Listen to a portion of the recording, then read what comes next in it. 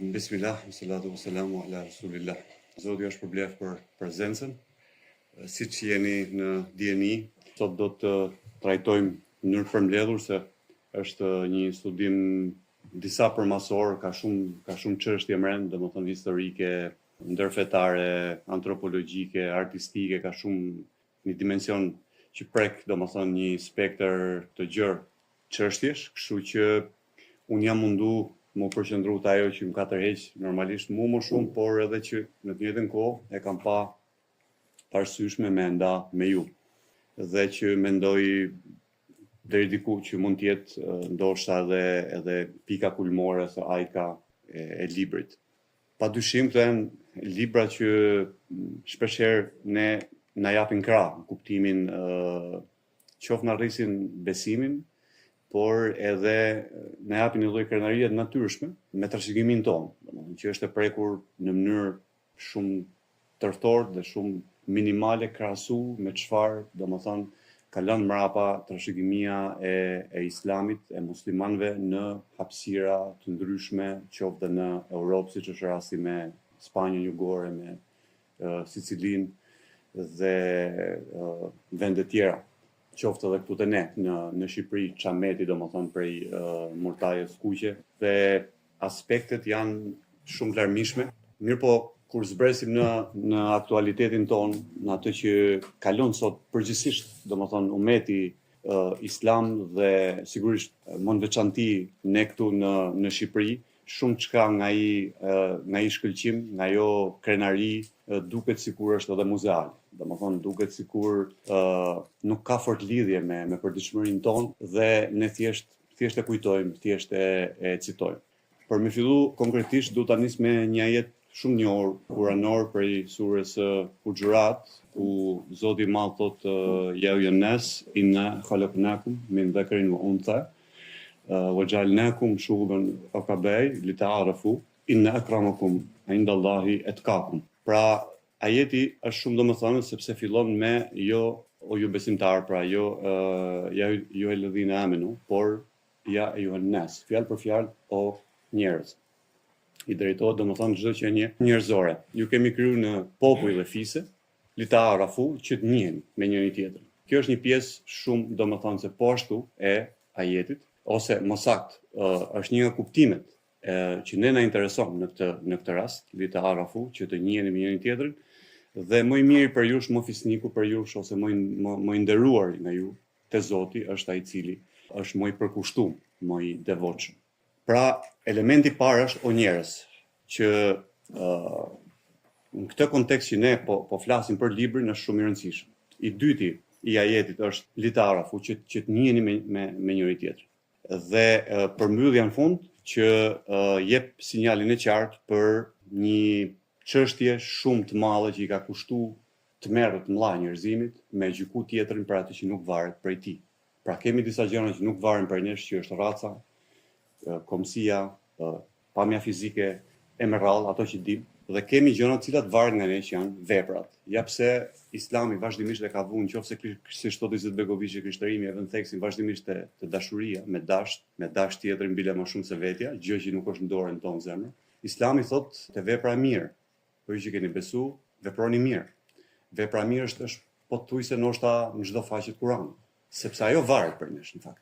Dhe është vepra e mirë që sjell mbrapa ndoshta edhe sigurinë, edhe dashurinë, edhe shumë të mira të tjera që kanë bëjnë edhe me zemrën, që normalisht, siç e dim nga hadithi i Profetit sallallahu alajhi wasallam, është në dy gishtat e Zotit dhe nuk varet prej nesh. Ne ngaherë nuk duam as veten, si i thonë, jo më me dasht edhe tjetrin. Në këtë kuptim vim te një tjetër që lidhet tashmë me ne në Shqipëri.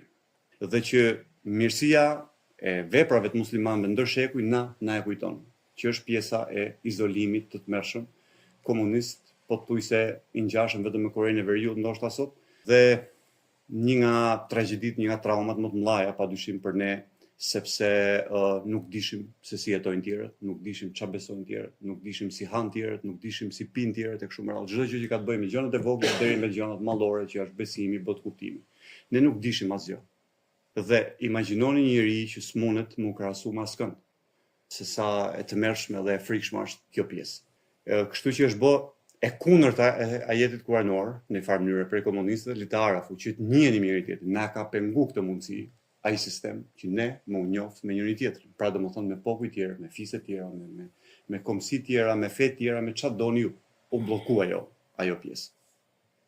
Dhe një nga shtyllat e Islamit që është haxhi ka shumë urtësi sigurisht që janë të pakufishme, por një prej tyre dhe shumë e rëndësishme është pjesa e njohjes. Domethënë në haxhin edhe njihemi me njëri tjetrin. Njihemi me komsi të ndryshme, njihemi me raca të ndryshme, njihemi me mënyra të mendimit të ndryshme, me mënyra të aplikimit dhe të veprimit dhe të jetimit të Islamit të ndryshme në haxh. Kush ka shku në umre apo në haxh din shumë mirë këtë ndjesi dhe këtë përjetim që është jashtëzakonisht i fortë dhe padyshim që vjen më i pasur jo vetëm shpirtërisht prej haxhit, po vjen më i pasur edhe intelektualisht, edhe estetikisht, edhe si doni ju, edhe në qoftë edhe në veshje. Në gjitha drejtimet vjen më i pasur, edhe në përsa i përket gastronomisë vjen më i pasur. Pra është një pasurim që ndodh në mënyrë të natyrshme në gjitha drejtimet, në gjërat vogla dhe në gjërat mëdha te ne. Dhe është një histori shumë e bukur e Malcolm X-it, ai që nuk e njeh ndoshta njihet si një nga aktivistët më të mëdhenj të televizjes së zakëve në Amerikë dhe që ka pranuar edhe Islamin, është bolla musliman, në të njëjtën kohë pak a shumë me Martin Luther Kingun, të dy të vramë dhe gjatë kohës që ishte në Amerikë në një farë mënyrë nuk ishte normalisht ishte interneti, nuk ishte në rrjetet sociale, nuk ishte ky shkëmbim informacioni që ka të mira do të këqija dhe veta, që ne sot kalojmë. Dhe ai mendonte nga diskriminimi racor që ishte në Amerikë deri në vitet 60-70 ishte, domethënë kishte parqe që lexonte tabela nuk lejohen qend dhe zëzak, fjalë për fjalë. Deri pak a shumë vite 70 gati pothuajse.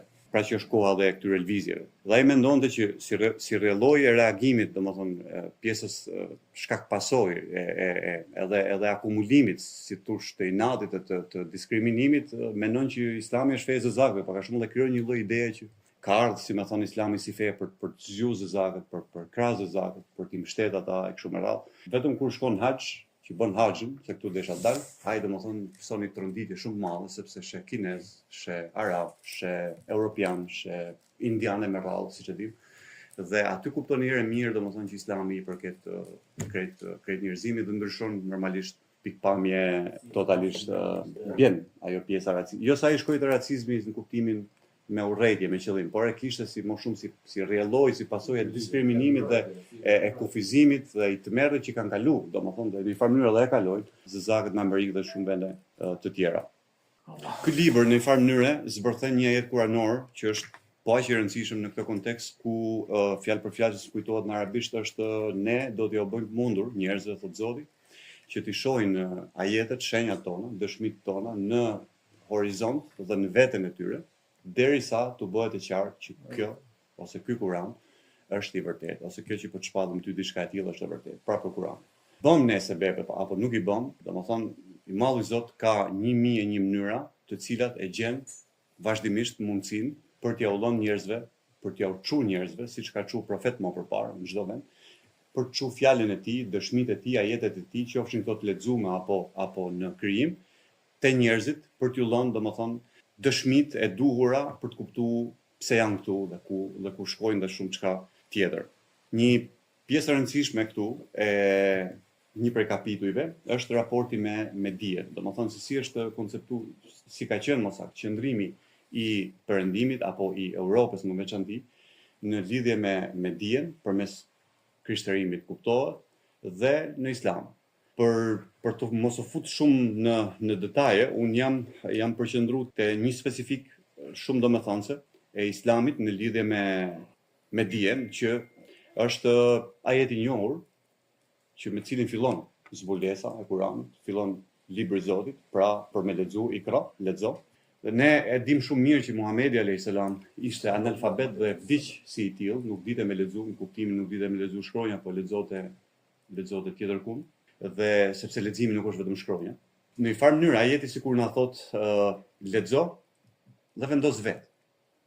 Krishterimi ka shumë të rëndësishëm imazhin, Islami ka shumë të rëndësishëm fjalën. Kishte shumë kollaj se Zoti bën çfarë do i vet, me zbrit Kur'anin apo shpalljet e mëparshme me imazh, ose me i shoqëruar me imazh, apo jo. E kishte gjetë mënyrën me ne sjell dhe me imazh, po ka zgjedh vetëm fjalën siç e di. Dhe sigurisht këtu ka një urtësi shumë të madhe. Fjala sepse është fjala që ne i kemi dhënë kur ishim shpirtra në shpinën e Ademit alayhis salam, a nuk jam unë Zoti juaj, elestu rabbukum, dhe ne kemi thënë padyshim që je. Dhe në këtë kuptim nuk ekziston as ateizmi në thelb, por është më shumë një mbulesë që njeriu për arsye inati, karriere, për arsye që nuk shpjegohet ngaherë, nuk ja shpjegojmë dot as vetes, mohojmë diçka. Ateizmi në kuptimin europian të filozofisë europiane në islam nuk ekziston sepse kufri është tjetër gjë dhe atheo, ateizmi është tjetër gjë totalisht. Nuk mundet sepse fitra nuk është një gisht, nuk është një organ i mbrëmshëm që ti mundesh me i bëu edhe transplant ose me heq prej trupit. E me jetu patër. Fitra nuk mundesh me e zëru, besoj unë. Maj sa unë kam kuptuar, maj sa unë di, fitra njerëzore nuk mund të shkojnë zero. Gjithmonë për ai sa robi është gjallë, sado kriminal qoftë, sado i pabes, sado i pabesim, sado zullumqtar qoftë, ka një lloj grimse dikun, domethënë që e ka prap nezun, e ka on, si thosh, pavarësisht se mund të jetë shumë e mulume, shumë e fshehur, shumë e harrume, quheni si doni, për të penduar para se me vdek. Gjë që ndodhi dhe me, siç e dim, dhe me faraonin, nga halli, nga sinqeriteti, atë vetëm Zoti, por ishte në moment që si u pranullë, tjetër gjë ai. Kështu që raporti jon me dijen dhe me fjalën është një raport i cili vjen duke qëndërzuar shumë intelektin njerëzor, domethënë arsyen. Gjë që te krishterimi nuk ka pas kurrë një peshë domethënëse, arsye.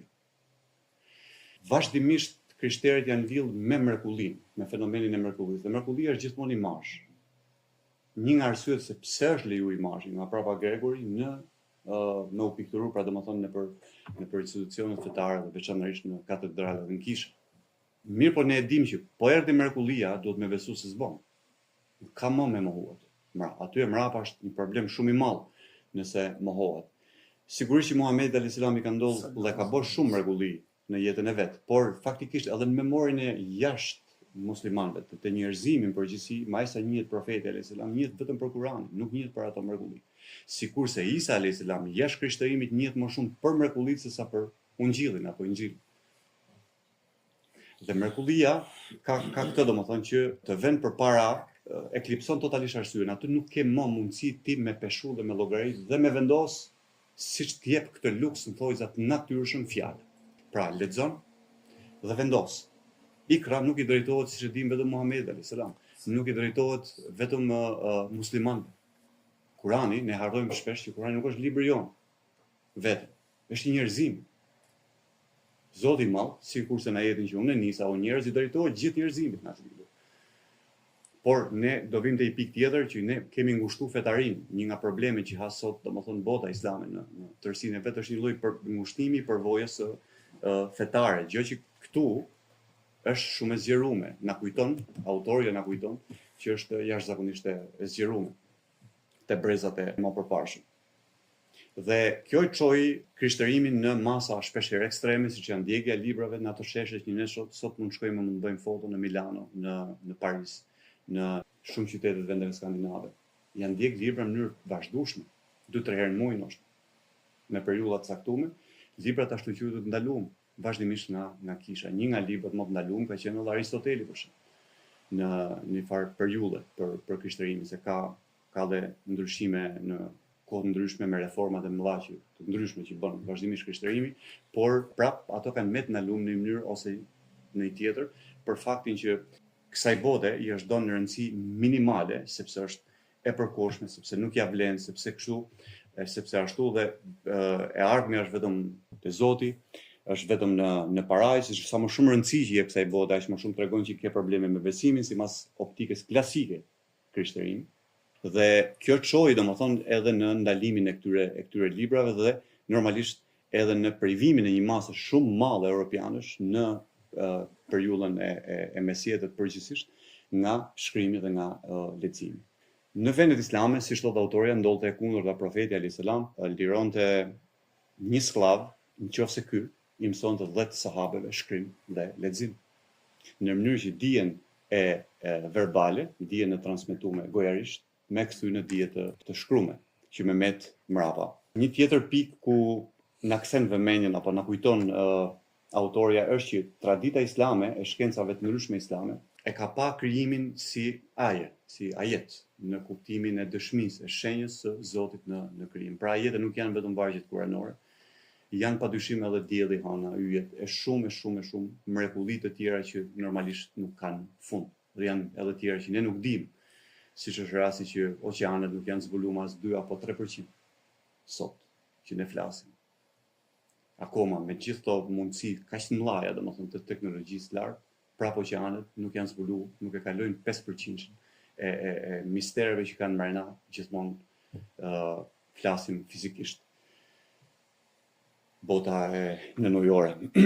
Dhe duke u pa e tillë natyra, kjo i ka çuar muslimanët me shpik astronominë. Astronominë në kuptimin modern fjalës. Se fillimisht ishte astrologjia. Dhe muslimanët na kanë çuar ne nga astrologjia te astronomia, na kujton autori. Astrologjia, siç e dim, merret më shumë e tejkalon cakun, edhe fetarisht, domethënë, në u marr me gjëra të cilat i përkasin gajbit.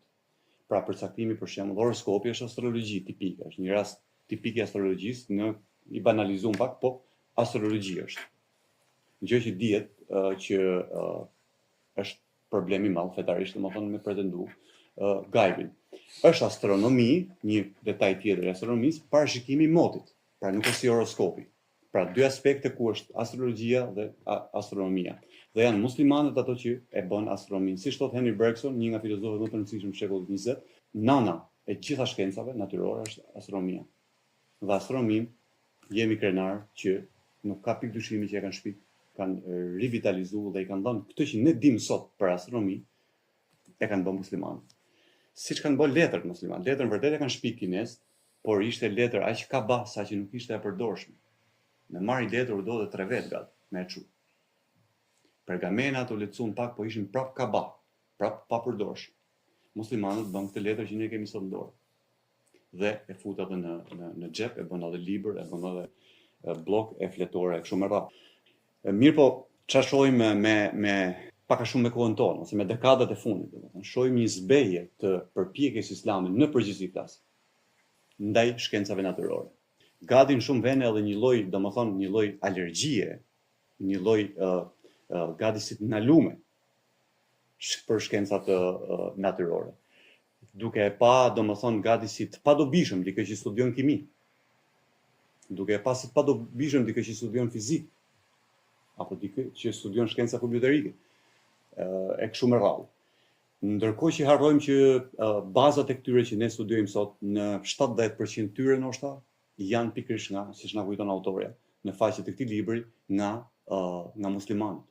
Nga muslimanët e Bagdadit, nga muslimanët e Spanjës jugore, nga muslimanët në Perandorinë Osmane, një pjesë, nga muslimanët në shumë vende, domethënë, nga Irani pse jo, pavarësisht se janë shia dhe kanë probleme serioze me besimin, por trashëgiminë kulturore, trashëgiminë qytetërimore kanë shumë të lartë, edhe ata padyshim në harkën e madhe të islamit, sepse nëse do ta quaja këtë diskurs, këtë ligjërat, do ta kisha quajtë gjithëpërfshirshmëria dhe përjashtueshmëria.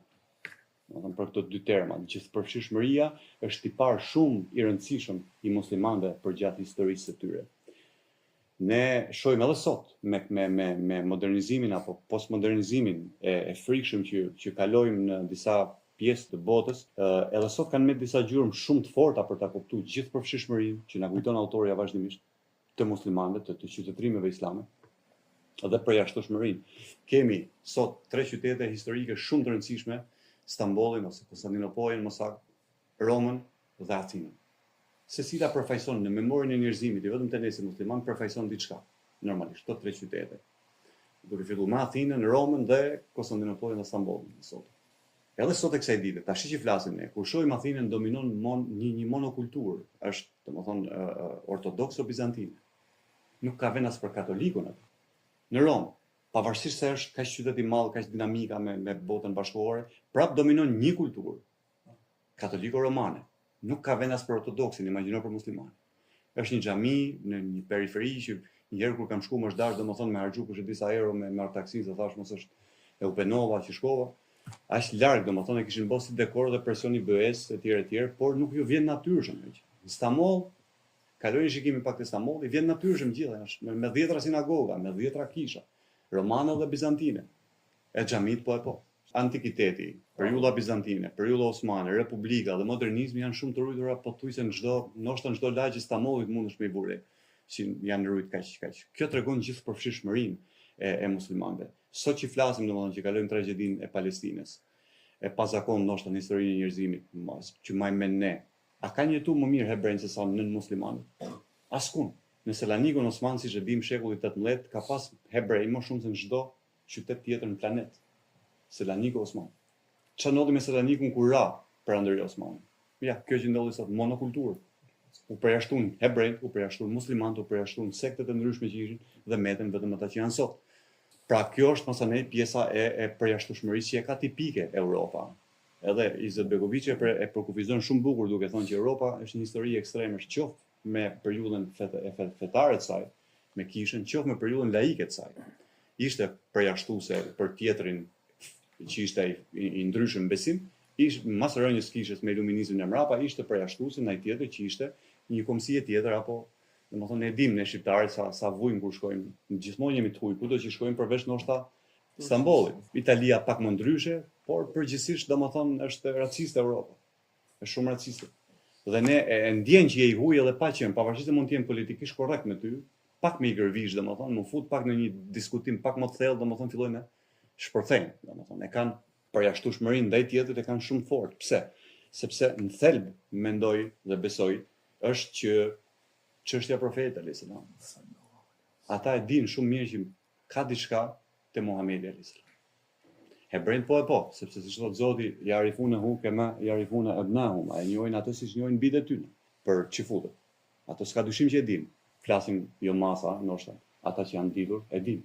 Ndërsa krishterët fitra njerëzore i bën me nuhat që Muhamedi alayhis salam mund të jetë mashtrues. S'ka se si domethënë, mashtruesi zgjatin shumë pak më. Siç e themi ne shpesh, gënjeshtra rrena i ka këmbë të shkurtra. Nuk mundet me majt domethënë 14 shekuj profeti alayhis salam tashmë i vdekur me majt këtë trashëgimi që vjen duke u përhap për herë më shumë. S'mundet me qenë rrena ajo, dhe njerëzit janë budallëj. Pavarësisht se mund të jenë devijum, nuk janë budallëj. E kuptojnë që ka dhe kjo i bën ato domethënë që jo me na urryne, jo me tamam urrëtin kuptimin komunist fjalës, sepse janë ato ustallarët e urrëtit. Por në një kuptim tjetër që kanë frikë me lënë besimin e tyre me pranu Muhamedit alayhis salam, që në fakt nuk është me lënë, është me ripranu prapë. As ja merr kush Isën alayhis salam, as ja merr kush Teuratin dhe Ungjillin, Biblën, është po hynor është në origjinë. Nuk përjashtohet. Kjo është ajo që na kujton autoria, domethënë gjithë përfshirshmërinë e Islamit dhe sigurisht që gjithë përfshirshmërinë nuk do të thotë që Islami është bën një syqor dhe një veshur ndaj asaj që është e zezë, ndaj asaj që është idhujtari, ndaj asaj që është haram. Sigurisht që i thot gjërat në mënyrë të vazhdueshme në Kur'an dhe në traditën profetike dhe dietarët e kanë bërë vazhdimisht, ama fillimisht Islami e ka mirëprit tjetrin, kushdo qoftë ai. E ka gjetë veten home, siç thon anglezët, në shtëpi çdo kush që ka shkuar në vendet muslimane, si rasti letrave të shumta që na kujton autoria që i çojnë hebrejt e përjashtuar të Spanjës, mas se i marr pushtetin Ferdinandi me Elizabetën, i çojnë janë në arkivin e Stambollit disa letra. I thon hebrejve që kishin me tani, i thon hajdeni se na dheu në rit muslimane, domethënë në Stamboll, jemi më mirë se sa në tokën e premtuar. Ne po bëjmë karrierë këtu si mjek, sidomos kanë bërë shumë karrierë si mjek Perandërinë Osmane dhe si në fusha tjera dhe tregtar shumë të mëdhenj dhe kanë bërë karrierë edhe në pallatin perandorak shumë prej tyre. Dhe sigurisht domethënë kanë abuzuar, duhet më thonë edhe këtë është pjesë e historisë tyre, kanë abuzuar me mirësinë dhe me mikpritjen e muslimanëve. Po thuaj se kudo që kanë shku, me thonë drejtën. Dhe ka diçka nga karakteri që mirë është mos me bë përgjithësim. Me qenë shkencërisht në rregull, është mirë mos me bë përgjithësim, po ja që Zoti i Madh në Kur'an bën përgjithësim. Ja që Muhamedi alayhis salam bën përgjithësim, po ne e kuptojmë që nuk e ka për gjithë normalisht. Në total, 100%. Dhe ka diçka unike të gjithë hebrejt, siç ka diçka unike të gjithë muslimanët. Dhe kjo gjë domethënë është kudo që ata janë, ka pas probleme. Duke filluar me Medinën e profetit alayhis salam, i cili t'i bojnë 3 herë atentate dhe detyrohet me i përjashtu për aty. Shkelen madheshin. Kanë qenë në Bagdad, dim historitë, na kujton një pjesë edhe autoria. Me vjedhjen e dijes i merrshin tekstet e muslimanëve dhe i kaloshin në disa raste, ka pas që i kanë kaluar në emrin e tyre. Dhe na janë servir si vepra klasike të mendimit hebre në të Andaluzisë, po në fakt ishin të muslimanëve, sepse ishte marrë libri pothuajse literalisht nga dietar të ndryshëm musliman. Ka ndonjë letër edhe me letërsinë kjo. Plagjatur me pa fjalë dhe për ta mbyllur çështjen muslimanët janë qas natyrës si dhikër. Siç është dhikër, me thonë subhanallah, me thonë la haula wala quwwata illa billah. Është po aq dhikër, Zoti e di të vërtetën, me pa natyrën dhe mes të dy atë. A nuk e kemi të lidhur nga 4 shtyllat e Islamit mas shahadetit me natyrën gjithë? Ke agjërimin të lidhur me hanën, ke të lidhur me kohën, me perëndim, me lindje, me mesnat, me 1/3 e natës e me radhë. Ke namazin të lidhur me 5 kohë, 5 kohët e namazit të lidhura me diellin. Është astronomi, domethënë ja ku i ke bazat, ja ku i ke filizat, zhvilloje.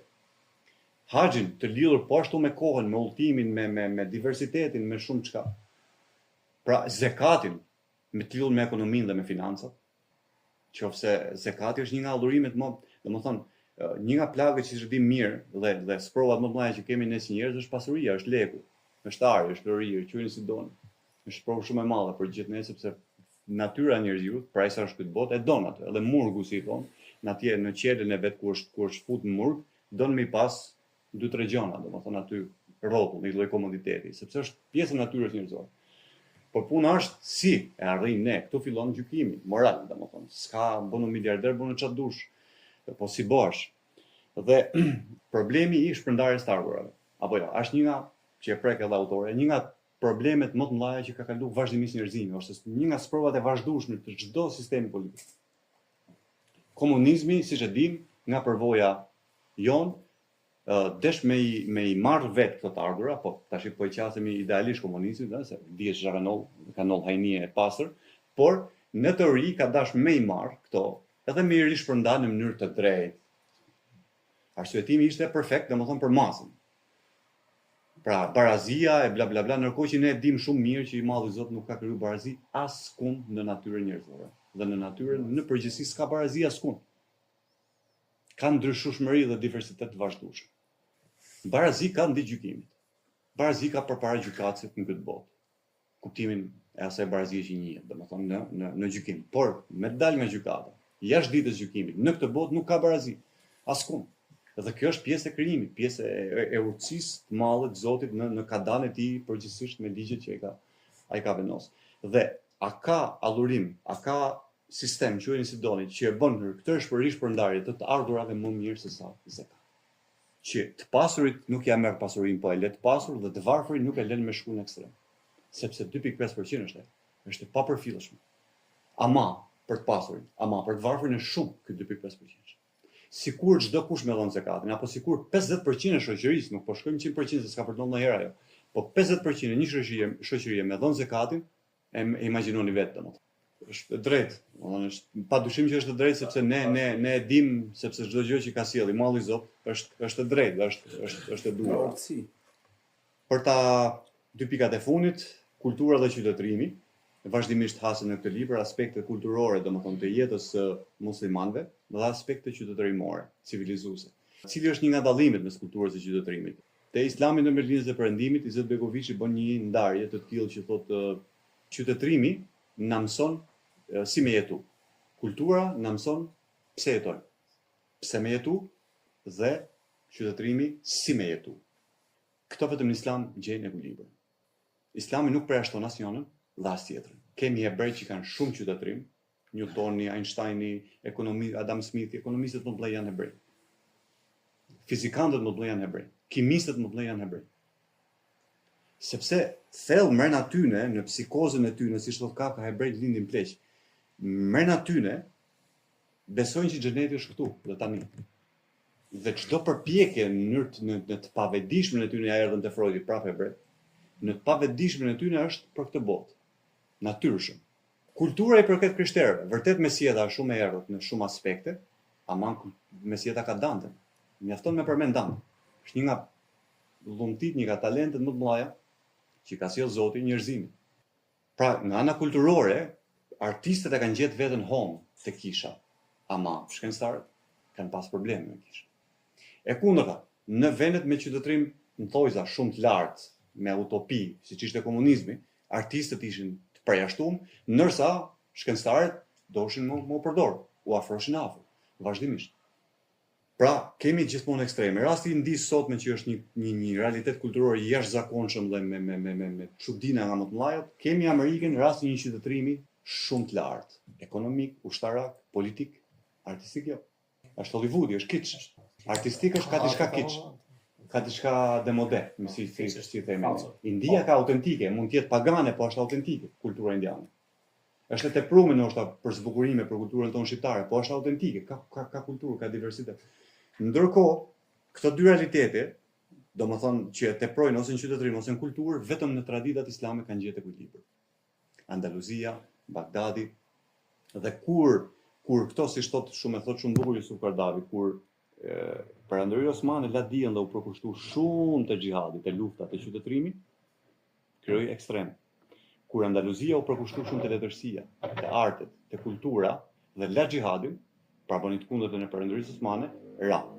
Gjithmonë, domethënë kur shkap zeniti një qytetërim, një vend në kulturë ose në qytetërim është afër rëndjes. Kur këto dyja shkojnë në mënyrë paralele, atëherë ka harmoni. Kjo lloj harmonie, autori na kujton që është gjetë vetëm në vendet islam. Kjo ka ndodhur vetëm në islam, pra ne në përvojën tonë si europian, kjo është e pakonceptueshme. Nëse e kuptojmë siç e shpjegova unë, siç e ka për kufizimin e Izetbegoviçi, atëherë qytetërimi është faktikisht edhe nga vetë fjala civitas, që vjen fjala është diçka që është ngulitur. Fjala kultus nga latinisht është diçka që rrjedh. Në fakt e ka kultura është dinamike, është rrjedh, është vazhdimisht. Qytetërimi është shumë gravitacional.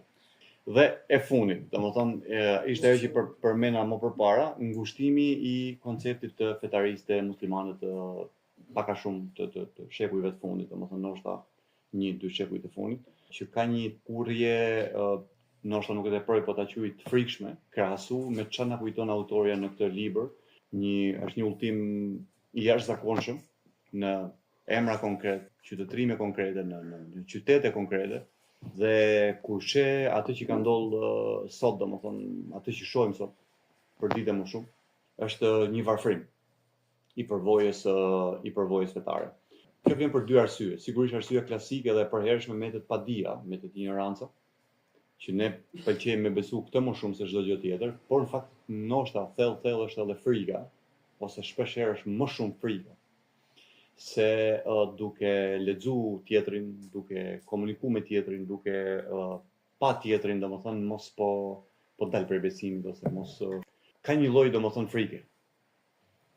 Pra, dakord ashtu, domethënë ka të vërtetën e vet padyshim, kjo që padia shkakton frikë dhe është logjike, është e njohur, po ka raste kur edhe ditur janë friksuar. Ka pushtetin e vet frikat e ne, pavarësisht dijes apo mos dijes tonë. Ka një të vërtet që ne jetojmë sot, domethënë për sa i përket mendimit, domethënë asaj që fikrit njihet në terminologjinë islame, është dominant Perëndim, është dominant Europa. Domethënë unë mendoj që nuk gjen një personalitet në botën përgjithsisht në botë, domethënë kulturën globale që të ketë peshën e një Nietzsche, domethënë të ketë peshën e një Kanti apo Platoni, aq më tepër, apo Aristoteli. Në fushën e mendimit, domethënë kanë një farë mënyrë primatin, ëh. Nëse në fushën e ushtarake ka primatin dikush tjetër, në fushën e X, domethënë e ka një tjetër. Pra specifika e perëndimit është kjo, domethënë dhe ne këtu mendoj se kemi një çalim shumë të madh, dhe një nga arsyetimet më të përhapura fatkeqësisht që shoh të shumë edhe të shumë mendimtar apo hoxhallar është edhe që po mjafton libri i Zotit, mjafton profeti alayhis salam, mjaftojnë hadithet. Pa dyshim që mjaftojnë. Nuk ka dyshim dikush nga ne për shkakun tash me kap, me lënë Tiranë, dhe me shku me jetu diku në natyrë, në mal, me disa dela apo lop apo me diçka me ndryshu, i mjafton. Pa dyshim që të mjafton Kurani dhe hadithi. Po ç'është që ne po jetojmë këtu dhe duke jetu këtu, për mi ndërtu një rrugë dialogu që është domosdoshmëria dhe nevoja Davetit, obligimi Davetit, duhet me njoftë edhe si menon tjetri për me ditë me ju qas tjetrit më mirë, se me ja thon ajetin kuranor, me ja thon hadithin është shumë kollaj. Po këtu rrezikon, siç e dim, edhe me të kthy shumë keq situata, domethënë, dhe me shallë Zotin dhe profetin, siç ka ndodhur me miliona raste. Për shkak të papërgjegjshmërisë tonë në dije, për mos saktë në metodë. Desha ta mbyll me këtë, domethënë që këtë mentalitetin që është prapë që mjafton Kurani dhe Suneti, që ka dhe një gabim në besim në këtë rast, në mënyrë pavetdijshme, në akide, sepse i bën që Zoti i Madh ja ka dhënë hikmen dhe dijen vetëm muslimanëve. Nuk është e vërtetë. Ke krishterë, ke ateist, ke lloj-lloj në këtë botë që janë njerëz shumë ditur dhe të nderuar në dijen e tyre. Dhe çiftin e tij apo të saj ndoshta nuk e hajs askund te musliman. Në mënyrën se si ja ka trajtuar gjë, në fizik, në kimi, ku doni, nuk ka rëndësi, në arte, në çfarë doni, në shkencë, në një dije. E ka ndriçimin, ja ka dhënë Zoti domethënë atë urtësinë, nuk pra domethënë dijen dhe urtësinë, do të them me këtë, Zoti nuk e ka kufizuar vetëm te muslimanët. Unë do thosha që ne në Europa ka marrë shumë më tepër nga Islami se ç'kanë marrë arabët nga Europa. Dhe kanë marrë gjëra shumë themelore që sot qytetërimi evropian në një farë mënyrë rrëzohet nëse i heqim ato, janë gur themele.